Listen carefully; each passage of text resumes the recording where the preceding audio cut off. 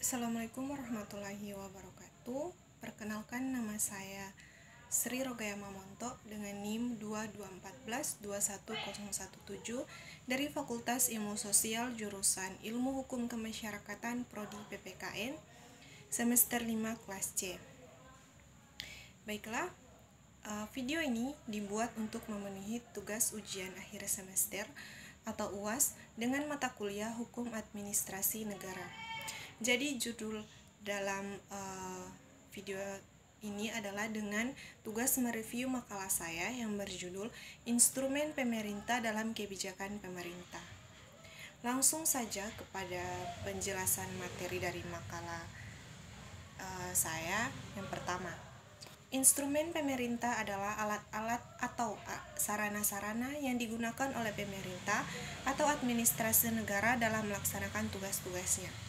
Dalam rangka melaksanakan tugasnya, administrator negara menjalankan tugas dan kewenangannya, membutuhkan alat-alat atau sarana-sarana dalam menjalankan suatu pemerintahan.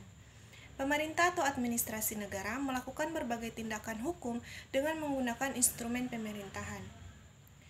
Abstrak pelaksanaan fungsi pemerintahan dilakukan melalui penggunaan instrumen-instrumen pemerintahan. Instrumen tersebut diperlukan agar fungsi pemerintah mewujudkan kesejahteraan rakyat dapat melaksanakan secara efektif. Pembentukan kebijakan negara pada umumnya dilakukan dengan melibatkan cabang-cabang kekuasaan negara, termasuk pengaruh-pengaruh politik. Hukum administrasi lebih efisien karena memuat petunjuk teknis dalam menangani masalah konkret yang dihadapi pemerintah. Selain itu, pembentukan instrumen hukum administrasi cenderung lebih cepat. Hal ini sangat sejalan dengan kondisi penyebaran pandemi COVID-19 yang pada kenyataannya telah menimbulkan kejenuhan sosial. Dengan instrumen hukum administrasi, penyelenggaraan negara dan masyarakat dapat melakukan perbuatan hukum tanpa birokrasi dan regulasi yang terbelit-belit. Masalah terkait judul makalah saya mengenai kebijakan pemerintah, yaitu tentang konflik yang terjadi di Bitung. Penyebab terjadi konflik ini adalah bukan soal dukungan terhadap Israel atau Palestina. Bentrokan yang terjadi antara organisasi masyarakat atau ormas, adat pasukan Mauni dengan Barisan Solidaritas Muslim atau BSM di Bitung, Sulawesi Utara, ternyata hanya karena perizinan suatu acara.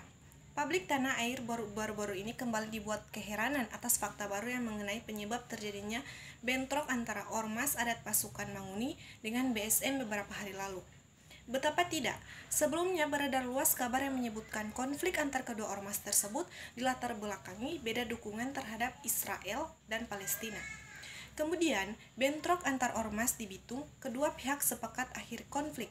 Para tokoh masyarakat di Bitung, Sulawesi Utara telah mendeklarasikan perdamaian pada Selasa tanggal 28 bulan 11.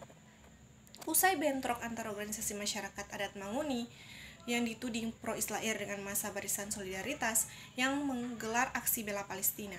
Sejumlah pakar meminta agar pemicu bentrok tersebut dideteksi dan ditangani secara konstruktif agar tidak dipolitisasi dan mencegah konflik serupa di masa depan. Maka itu, imbas dari ini adalah pemahaman keliru mengaitkan konflik ini dengan sentimen agama, karena dengan adanya kebijakan pemerintah yang merupakan serangkaian tindakan yang dipilih dan dialokasikan secara sah oleh pemerintah atau negara kepada seluruh anggota masyarakat untuk memecahkan masalah yang dihadapi guna mencapai tujuan tertentu dengan kepentingan masyarakat seluruhnya. Solusinya di sini, jadi di sini kebijakan pemerintahan Kota Bitung mereka menindaklanjuti siapa saja penyebab atau provokator dalam kasus yang tengah terjadi dengan menangkap para pelaku yang menggunakan barang-barang tajam di saat kasus tersebut terjadi. Di sini, kebijakan pemerintah juga untuk segera memberhentikan kasus yang sedang panas-panasnya terjadi karena Kota Bitung ini dikenal dengan kota yang menanamkan toleransi dan persaudaraannya sangat kuat. Mereka tidak pernah berselisih paham seperti ini jika bukan karena kesalahpahaman yang ditimbulkan oleh pihak-pihak luar ataupun warga masyarakat Bitung tersebut.